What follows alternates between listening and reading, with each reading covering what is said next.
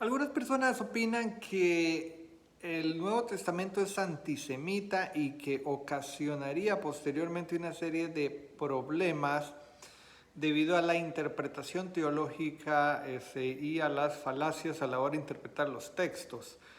Y una de las razones para continuar con el tema del origen del cristianismo como lo conocemos hoy es que esta práctica religiosa, este culto, los primeros cristianismos, que ya hemos hablado de que son muchísimos, se pulularon, por decirlo así, en el Imperio Romano. Por lo tanto, a pesar de que Jesús fue crucificado por el delito de sedición, es decir, en contra del Imperio Romano, se acomodaron los testimonios, por decirlo de alguna manera, para evitar cualquier suspicacia romana. Gracias a eso, el cristianismo funcionó dentro del Imperio Romano, pero el odio en contra de la población que vivió en Judá en aquel momento, continuó con el tiempo. El Imperio Romano decayó, fue superado por otros imperios y otros reinos, y la población que adoraba al Dios de Israel, a los judíos, sí continuó viviendo. Es una población completamente diferente a la que congenia con Jesús en su momento histórico. Es muy diferente el culto, los cultos judíos contemporáneos, la religión judía, la cultura judía es muy diferente a la de hace 500 años y es muy diferente a la de hace 2000 años, ni qué decir. Pero en la población en general continúa la idea de que ellos son la misma gente, que es la misma población, como si de pronto pensáramos que los egipcios, perdón, del día de hoy son los mismos egipcios, tienen la misma cultura que los que vivieron en tiempos de Cleopatra o de Ramsés, de cualquier otro faraón. Entonces, pensemos en eso un poco. Y digamos, la población cristiana siempre vivió resentida, entre comillas, en contra sobre todo de los musulmanes en las cruzadas y de los judíos. Y durante la Edad Media hubo una persecución a este tipo de prácticas religiosas. En la Edad Moderna continuó hasta la terrible evento, digamos, de lo que fue la Segunda Guerra Mundial, que no fueron ellos las únicas víctimas. Fueron parte de muchísimas personas que fueron exterminadas, digámoslo así, pero es un grupo muy vulnerable que se recuerda con muchísima tristeza, digamos. Además de que es un grupo muy poderoso, por lo tanto se le tiene mucho cariño en la actualidad, por lo tanto se recuerda ese evento casi como una especie de ensañamiento en contra de esa cultura. Gracias a esto, o debido a la interpretación de los evangelios como si los fariseos anduvieran detrás de Jesús, viendo a ver qué hacía, viendo qué maldades hacía, revivió a una persona y todo el mundo se enojó. Imagínense las excusas. En algunos evangelistas es el propio Lázaro, en otros es otra persona. Y en algunos casos es por haber trabajado en el Shabbat, en otros casos era por declararse el Mesías, etcétera. Digamos, va a depender del Evangelio o bueno, en el caso de Hechos de los Apóstoles, que es el propio Lucas, ¿verdad?, el propio autor. Pero de ahí se recoge la idea, curando sobre todo a los reyes. Incluso algunas denominaciones cristianas abogan porque la esposa de Poncio Pilato intercedió por Jesús, e incluso es reconocida como una santa. Poncio Pilato es también una persona que era carismático, no podía entender por qué iban a un hombre justo a juzgarlo de esa manera, etcétera. Entonces, se ve que hay un limpiamiento de la conciencia romana, y si tenemos un poco de análisis histórico nos damos cuenta que los romanos no eran particularmente gente no se permitían mucha libertad, sobre todo política, porque mantenían una cohesión militar sobre la gente. Ser romano en tiempos de Roma, del Imperio Romano, la República Romana, pero posteriormente el Imperio Romano, era algo como ahora ser ciudadano norteamericano o como ahora ser ciudadano europeo. Tiene muchísimo prestigio hablar inglés fluido, ser de cuna estadounidense, digamos norteamericano, y ellos ven al resto de la gente como subdesarrollo. A China la ven mal, a India la ven mal, Latinoamérica la ven mal, a África la ven mal, incluso se burlan de los australianos y todo, manteniendo siempre la proximidad por el idioma y todo eso. Entonces, más o menos esa idea ocurrió en tiempos de Roma. Si alguien se ponía a molestar, que los judíos son particularmente, bueno, fueron en lo que hoy es Israel, es decir, en el reino de Judá, para que nos entendamos, en lo que es Judá, Galilea, Samaria, era gente que comenzó a molestar, y era un dolor de cabeza para los emperadores. Por lo tanto, andaban siempre con mucho cuidado en esa zona. Y como dicen los jóvenes ahora, los judíos tenían tenían la realidad un poco distorsionada. Entonces pensaban que los judíos podrían derrotar al Imperio Romano, y lamentablemente lo intentaron, se sublevaron y fueron completamente aniquilados. Entonces, al haberlos aniquilado, los pocos que quedaron empezaron a disimular sus prácticas religiosas para que no fueran vistos de mala forma, como ir a hablar español a Alemania. Y vas en calidad de inmigrantes a Alemania y comienzas a hablar español, o cualquier otro idioma, pero aquí como hablamos español, pues sirve el ejemplo. Y llegas al metro en Berlín y empiezas a hablar en español, te van a ver mal. Entonces lo que haces es disimular. No vas a tener ciertas prácticas que tenemos aquí en Latinoamérica, y vas a tratar de disimular que no eres latino. Entonces tratas de pasar desapercibido, y si alguien llega a tu casa y dicen estabas escuchando reggaetón, estabas escuchando merengue, salsa, que es música tropical latinoamericana, entonces tú dices, o vos decís, o usted dice, no, yo no estaba escuchando, yo estaba escuchando Rammstein, o estaba escuchando, no sé qué escuchan en Alemania, estaba escuchando los Bee Gees, o no sé. Y más o menos así va la cosa. Entonces ellos tenían que disimular que eran judíos.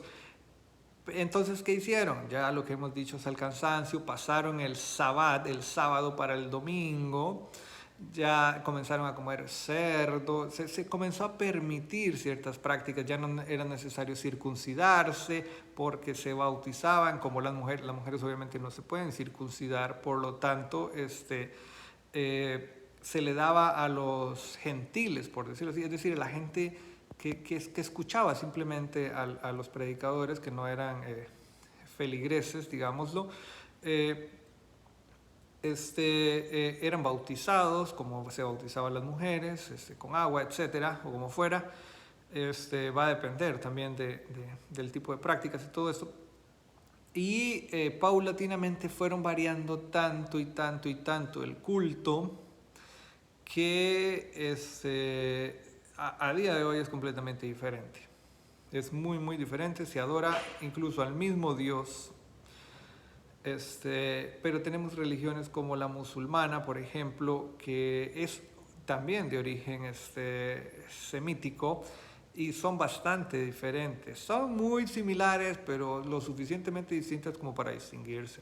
Igual que los cristianismos que tenemos, los cristianismos de Occidente, que nosotros distinguimos muy bien, a un cristiano católico, a un testigo de Jehová, a un evangélico de cualquier designación. Entonces nosotros los distinguimos bien. También hay cristianismos de Oriente, hay incluso cristianismos asiáticos o africanos que son bastante diferentes, pero nosotros nos reconocemos entre nosotros. Y en general llegó al punto pues el judaísmo en que el judaísmo formal que reconocemos hoy, el judaísmo rabínico que denominamos, o judaísmo ortodoxo incluso, dependiendo, también surge, muy interesante, eso también lo hemos dicho, pero vamos a repetirlo, surge al mismo tiempo prácticamente que cuando se formaliza el cristianismo. Entonces, dentro de esas prácticas cristianas, tenemos que considerar que habían varias diferentes, que esos grupos se juntaron, cada uno con sus textos sagrados, etc. Isaías a la cabeza,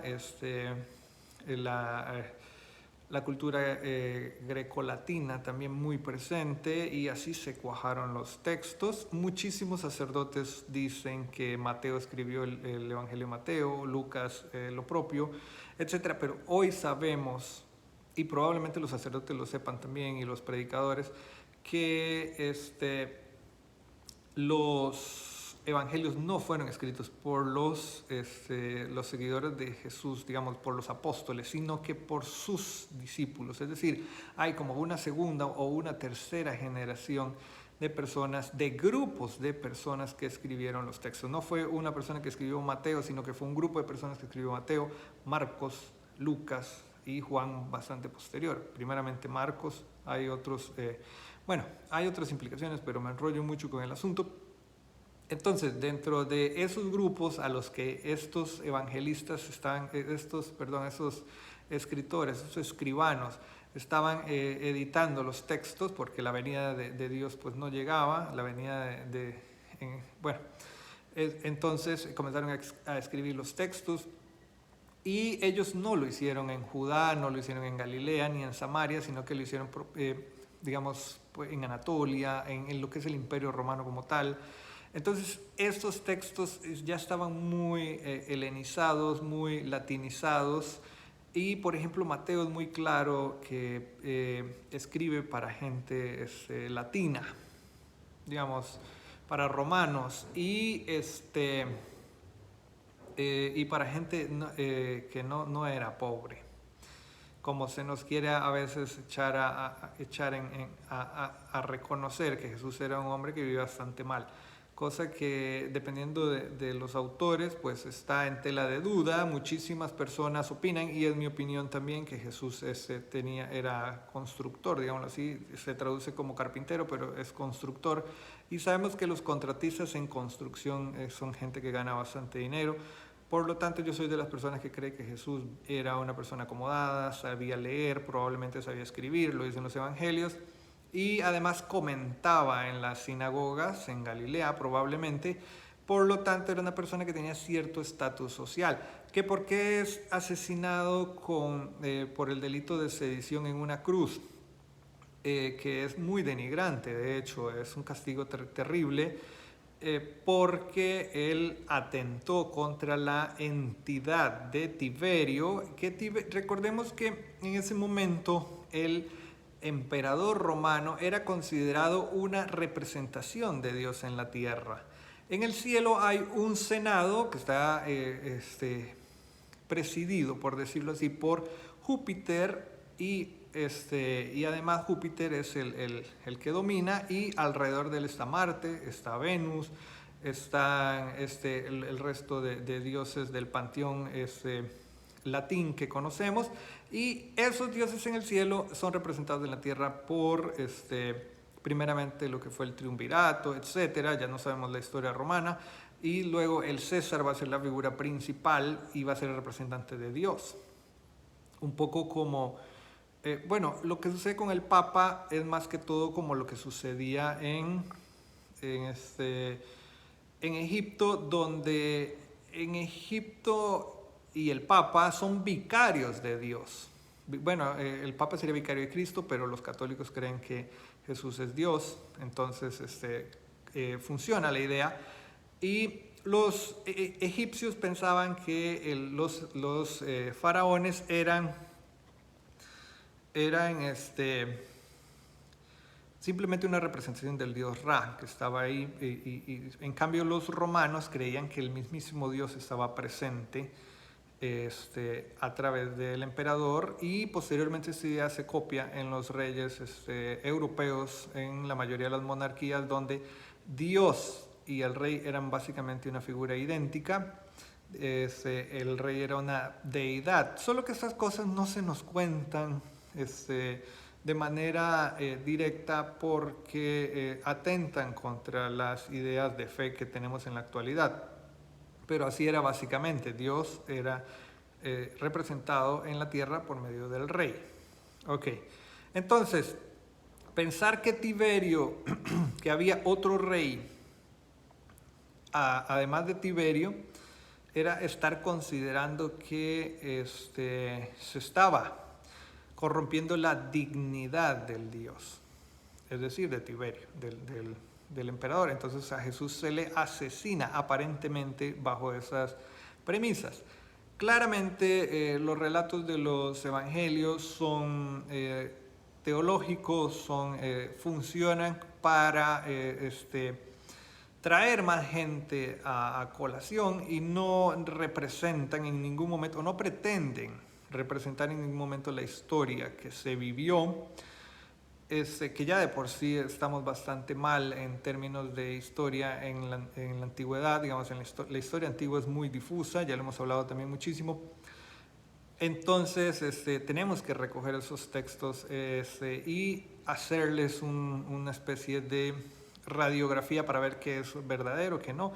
Nadie ha dudado de que, bueno, sí se ha dudado, pero bueno, al menos en este canal nadie ha dudado de que Jesús haya sido un personaje histórico, pero probablemente fue extremadamente diferente.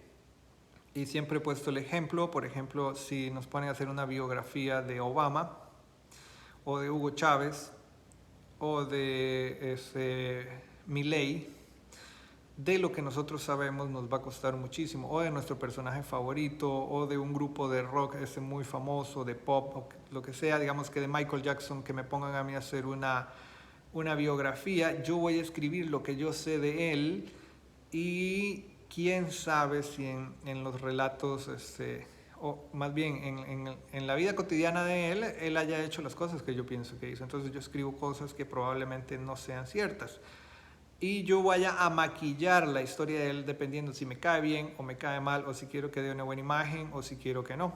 Y eso así fue lo que ocurrió. Entonces eso sería.